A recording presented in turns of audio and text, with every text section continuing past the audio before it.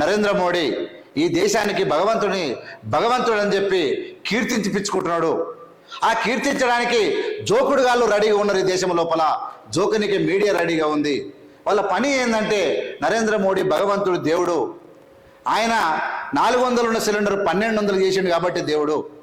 70 రూపాయలు ఉన్న పెట్రోల్ 110 చేసిండు కాబట్టి దేవుడు. ఆయన టోల్ గేట్లు పెంచిండు కాబట్టి దేవుడు. ఆయన రూపాయి మారకం విలువ రూపాయి యొక్క డాలర్ యొక్క తోని పోల్చుకుంటే 84-85 రూపాయలు పోయింది, అందుకనే దేవుడు. ఈ దేశంలో 5 లక్షలు ఉన్న కారు 15 లక్షలు అయింది, అందుకనే దేవుడు. ఈ దేశంలో బైక్ 35,000 40,000 ఉన్న బైకు 50,000కు దొరకాల్సిన బైకు 1,20,000కు దొరుకుతా ఉంది, అందుకనే నరేంద్ర మోడీ దేవుడు. అంటే ఈ దేశంలో ఏ వస్తువు, బట్టలు కూడా ఇలా 2,000 తీసుకుపోతే బ్రహ్మాండమైన బట్టలు తెచ్చుకునే మనం 10,000 తీసుకుపోతే ఒక జత షూ కూడా రాని, ఒక జత బట్టలు తీసుకోవడానికి ఇబ్బంది అయినటువంటి, అందుకనే దేవుడు. ఈ దేశంలో నిరుద్యోగం పెరిగిపోయింది కాబట్టి దేవుడు.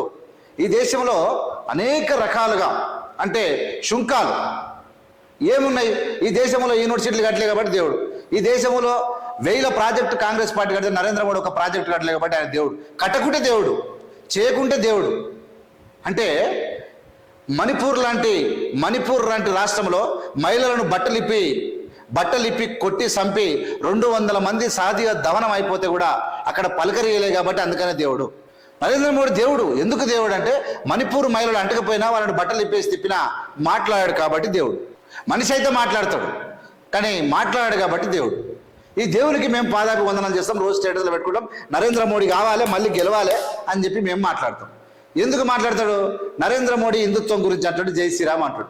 జై శ్రీరామ్ అంటాడు కాబట్టి మమ్మల్ని ఎంత ముంచినా మాకు పర్వాలేదు. ఒకడు పెడతాడు స్టేటస్లో, ఒకడు మాట్లాడతాడు, నేను 5,000కి లీటర్ చేసిన నేను నరేంద్ర మోడీకి ఓటేస్తా అంటాడు. ఇలాంటి సైకోలు ఉన్న ఈ దేశం లోపల, ఇలాంటి సైకోగాళ్ళు ఉన్న ఈ దేశంలో మనం ఎట్లా మాట్లాడాలి?